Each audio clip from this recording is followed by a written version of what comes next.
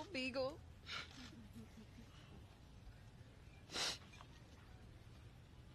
He was my light. I'm not crying because I'm sad.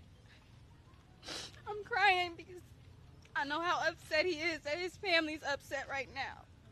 Not because where he is, but because his family is hurting. He loves his family. You all took him from his family because you all stood by and let it happen. I just want my brother. I just want my brother.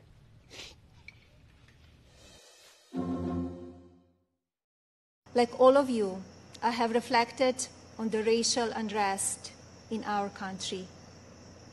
It is a harsh reality that we are not proud of parts of our history. I encourage people to focus on our future while still learning from our past. We must remember that today we are all one community comprised of many races, religions, and ethnicities.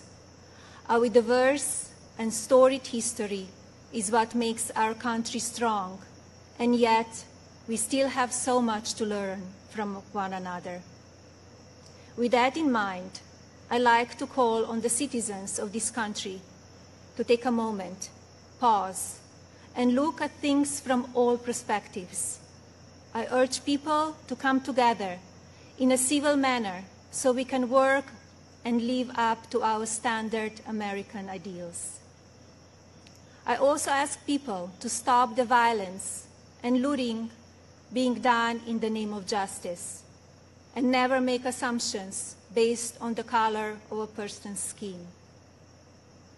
Instead of tearing things down, let's reflect on our mistakes, be proud of our evolution, and look to our way forward. For as long as I can remember, me and my brother were like twins. That's my twin. Like, we looked exactly the same. People used to joke at us like, ha, you look like the boy version of him. Ha, he looks like the girl version of you. You know, we got a lot of insiders, a lot of things just between us because we're like this. To know that I just can't pick up the phone and call my brother and joke with him before we go to bed like we do just about every night. I can't call and see what he's doing with the kids because he's very active with his children. His kids are his world. But not only that, his family is his world. And like my little sister said, he's upset because we're hurt. We're upset. He doesn't even care about himself. He's more so worried about us. He was not treated like a human that day. He was treated like some foreign object that didn't belong. I did hope, for the sake of our country, that Donald Trump might show some interest in taking the job seriously.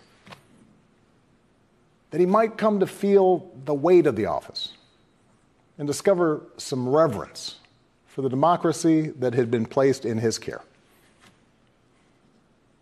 But he never did.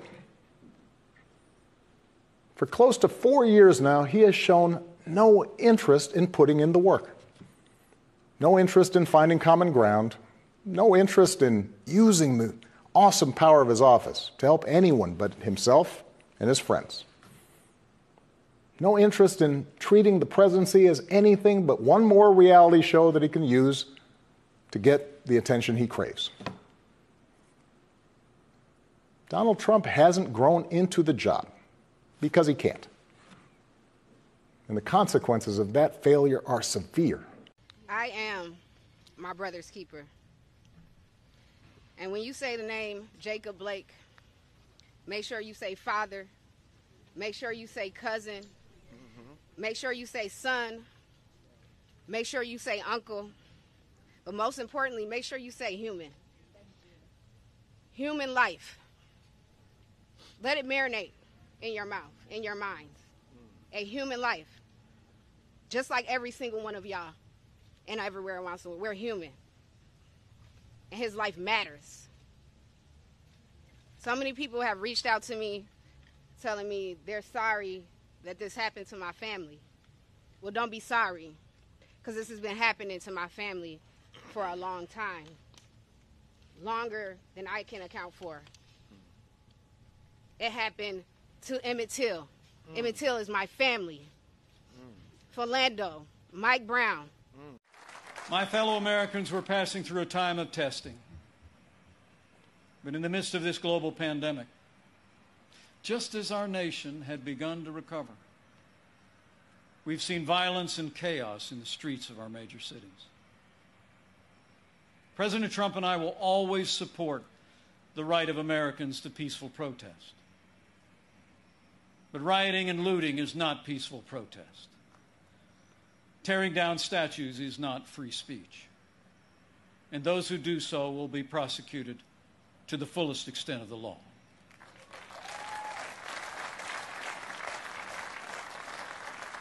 Last week, Joe Biden didn't say one word about the violence and chaos engulfing cities across this country. So let me be clear. The violence must stop, whether in Minneapolis, Portland, or Kenosha.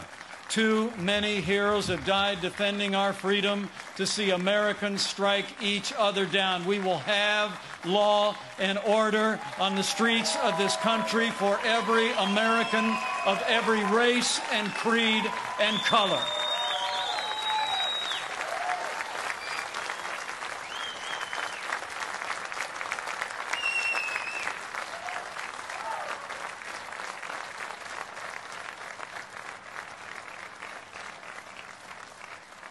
President Trump and I know that the men and women that put on the uniform of law enforcement are the best of us. Every day, when they walk out that door, they consider our lives more important than their own. People like Dave Patrick Underwood, an officer in the Department of Homeland Security's Federal Protective Service, who was shot and killed during the riots in Oakland, California. Dave's heroism is emblematic of the heroes that serve in blue every day. And we're privileged tonight to be joined by his sister, Angela. Angela, we say to you, we grieve with your family. And America will never forget or fail to honor Officer Dave Patrick Underwood.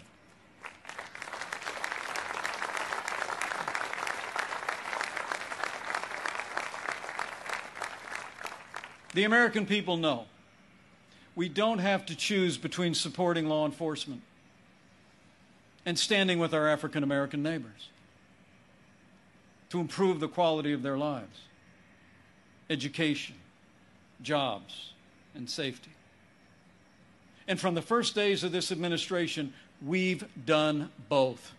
And we will keep supporting law enforcement and keep supporting our African American and minority communities across this land for 4 more years.